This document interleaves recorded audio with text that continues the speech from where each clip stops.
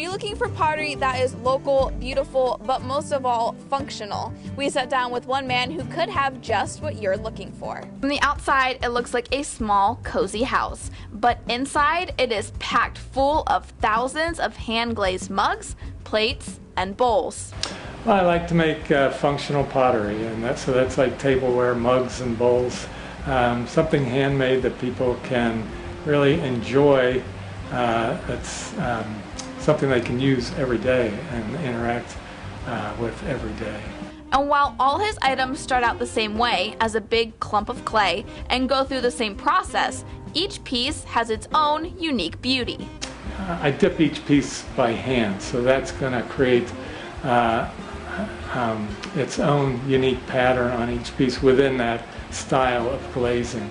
The depth of the dip in the glaze, where the glaze is placed in the kiln, then will affect the actual outcome of the color of each piece. So it creates a really unique piece working that way.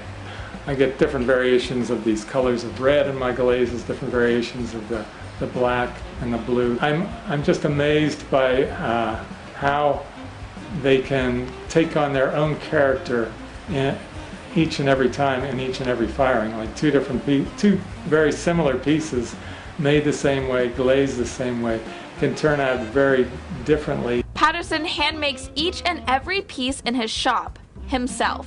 From the original clump of clay to the hand-dipped glaze, he does it all. And though the process may look complicated to some, for him, after doing it for so many years, it's a simple task. Well, that's the funnest part. You actually handle each piece many times over. You start with that lump of clay, and I do all my work on the potter's wheel. And so I change that lump of clay into a form.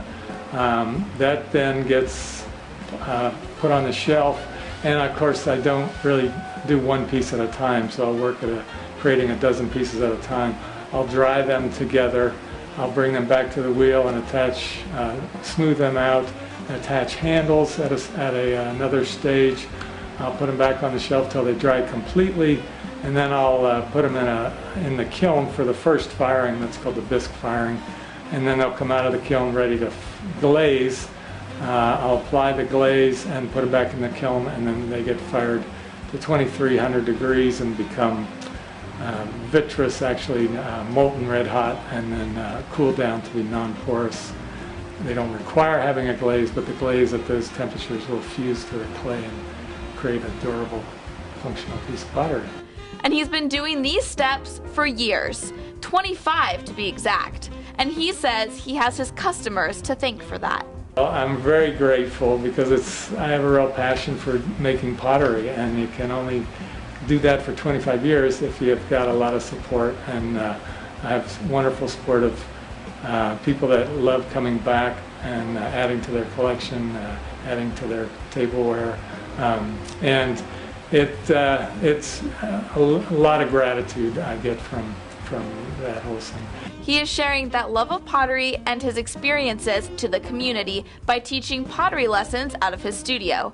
His favorite dish to make, his best-selling item, mugs. Well, I certainly love making all different kinds of pieces that people can use. Everybody needs a mug. I love making mugs. That's certainly what I sell the most of. It gives people a real connection in their daily lives to get a piece of pottery that they can use and connect with a real person. And having that connection is really, really wonderful. And some come back and share that connection with him. I really love it when people tell me that they love my mug and they use it every morning and every day. And it's really heartening to me to hear that and hear them share that with me. Patterson says he likes being able to watch customers come into his shop and find the perfect piece of pottery that fits them, because just like people, each piece is unique. It's really fun selling the way I do, having people come out here and getting connected with the pottery. There's a real connection that has to happen between a person and the pot they buy. And it's really fun to watch people come in and take things in and then go to that thing that really connected with them. Although he is in the quiet town of Aaronsburg, the amount of support for local artists he has here and in the surrounding community really makes it all worthwhile. The festivals that are around really speak volumes to the support for arts and crafts regionally, and people really like coming out and finding these unique and individual places that are all over Pennsylvania, and I'm one of them, and so I just feel very lucky. For more information, visit his Facebook page, Aaronsburg Pottery.